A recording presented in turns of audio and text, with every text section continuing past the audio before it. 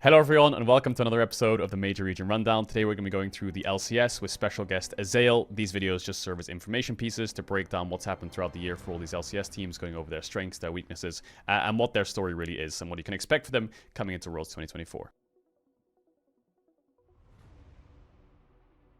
Starting with the LCS Summer Champions in the first seed, we have Flyquest. In the top lane, we have Bwipo, Inspired in the jungle, Quad at mid lane, Masu in the AD carry role, and Busio on support.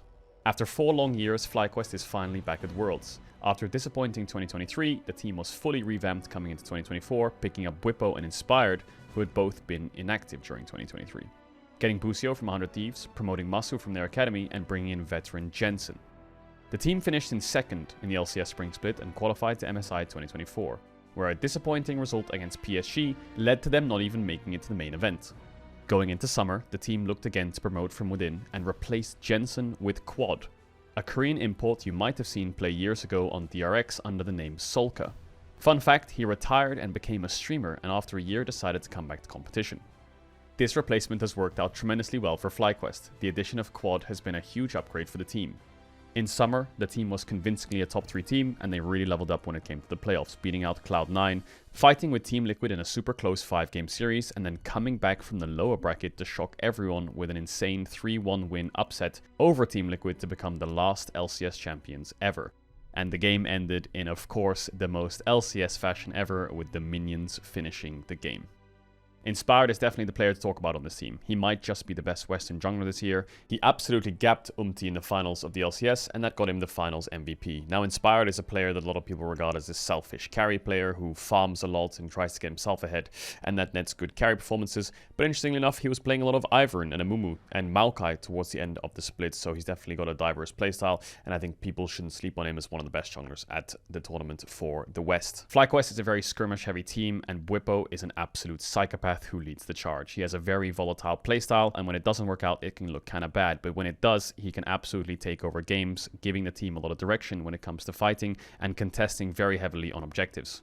NA's second seed is Team Liquid. In the top lane, we have Impact. In the jungle, we have General Umti from Bro. In the mid lane, we have Appa. At AD carry, we have Yeon, and support world champion Core JJ. If you remember 2023, it didn't end well for Team Liquid. Despite being able to find a working roster with the late addition of Appa and qualifying to Worlds, the team went 0-3 in Swiss and was knocked out of the World Championship by GAM.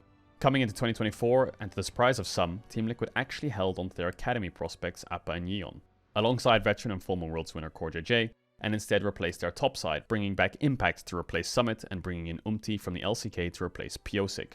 The year didn't start that well, however, but they really ramped up in the spring playoffs as the 4th seed. They did a full lower bracket run to win the split and qualified to MSI. At MSI and EWC, the story was more or less the same for them. They convincingly beat Fnatic. They did show promising signs, however, and they definitely pushed the reigning world champions despite losing. Summer was dominant domestically, which made the end of the LCS a disappointing end for them, as they lost the championship in such a crazy fashion like we talked about. If not for those damn minions, they would have taken the series to 5, and maybe they could have clutched it out. Overall, they have looked like one of the strongest Western teams throughout all of summer, and Yeon and Appa have really developed into quite solid carries for the team, and are much better than they were last year, in my opinion. Impact won the MVP award, and is definitely, alongside Core JJ, a duo that is bound to find success. You can expect high highs from Team Liquid. I think the loss in the finals really left a sour taste in fans' mouth, but overall, their summer has been flawless. Except they lost the title.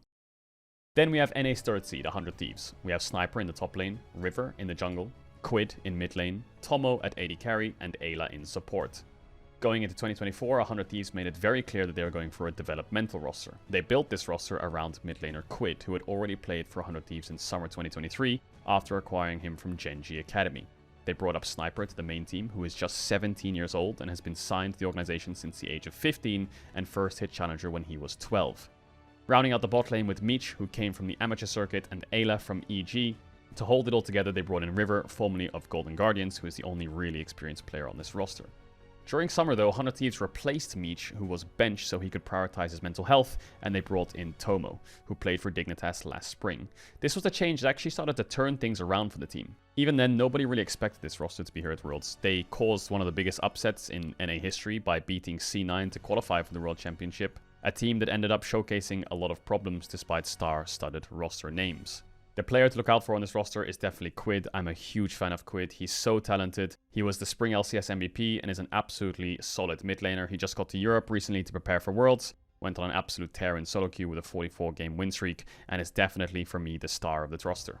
The team is extremely young, sporadic, and energetic, but they are also likely the weakest team out of all the major regions. Nobody expected them to be here in the first place, so expectations are pretty low, but they're a fun team to watch with great energy. I've invited LCS caster Azael to give his thoughts on the LCS heading into Worlds 2024. I am so excited for LCS at Worlds this year. We have so many promising young players that are actually attending for LCS, and it's maybe the best crop of young North American talent that we have ever sent to the tournament. When you look at guys like Sniper, APA, Jan, Masu, Busio, and more, I am really excited to see the future for the LCS. 100 Thieves, I think, come in as big underdogs. 4 to 5 of their players have never even been to Worlds, with River being the only one to play there before when he was in the PCS. Sniper is a 17-year-old top laner. This is one of the youngest guys we've ever sent to Worlds from the LCS, and he had the most solo kills in the league in spring. He's a really fun personality. Definitely watch for his pop-ups on the player cams when he's having a good game. The big stars of the team, though, are Quid and River. These guys really excel in the early game, skirmish-heavy style. Quid is a melee champion specialist. He's also great on things like Ahri, and when he was paired up with River's Vi, his Jarvan, some of these kind of aggressive champions, Viego even, that he played a lot in spring, it meant such good things for 100 Thieves. Quid was the MVP of the league in spring, and River won first team All-Pro. This guy is world-class, absolutely, as a jungler. I think the meta did hurt them during the summer split, but hey, with the nerfs to AD carries, I think we could see a shift back towards where they were really, really successful. Tomo subbed in for this team at a time where we weren't even sure if they were going to make playoffs, and then with his guidance, with his shot calling, that really was surprising to see from a young ADC. People don't usually bring that to the team in that role. They were able to upset Cloud9, where 96% of fans voted that Cloud9 was going to win. Every single pro, coach, analyst, you name it, I talked to said there was no chance 100 Thieves would be able to take down Cloud9. They did it, and they are at Worlds. But they are very rough around the edges, and I'm not sure how far they'll be able to go at Worlds. Honestly, you know, when it goes down to a macro game, this team can definitely get outplayed on the map, and the lack of experience means that if things are going bad, they could go really bad. I think they should be expected to make out of play-ins, but I think anything after that would be a bonus. Team Liquid, they are a second seed, but I do think it's fair to say they were by far the strongest team over the course of the entire year. They looked really good, you know, internationally when they've gone there. They almost took down T1 twice in series. They crushed Fnatic in back-to-back series as well. And Impact is having maybe the best split of his entire LCS career, a decade into it, and he was the runaway MVP for the league. No one else was even close or even in the running, honestly. Umti has been setting up the team well. And APA and Jan have developed so quickly as really, really good carries. APA didn't get a single vote for All-Pro last summer or this spring, and then he was first team All-Pro alongside Jan this summer. They really have been performing very, very well. They can play the map well. They know how to push advantages. They know how to, you know, take over enemy territory when they are in that lead. And Core JJ is, I just think, one of the smartest support players in the world. Every pro you talk to just talks about how if there's one wave you need to push in, if there's one ward you need to place, if there's something you need to get done on the map and you're just hoping someone's not going to be there, then you can guarantee Core JJ is going to be in that brush to ruin your chances of getting that done. I think anything less than a quarterfinals appearance for this team is a big disappointment because they have been working so incredibly hard to really prove that they can take down an LCK or an LPL team and be respected globally, you know, for their skill. Flyquest, I think they're a little bit harder to predict because in the LCS finals, and it's really that entire weekend, it just felt like they were peaking at the right moment. Bwipo turned up in a way that I haven't seen from him this entire year. I think he played some of the best League of the entire year on that weekend and really was a massive X factor for the team. And if you haven't watched in spring, you're probably thinking, well, isn't that how they normally play? They play through Bwipo, he plays these carries. It's not really anymore.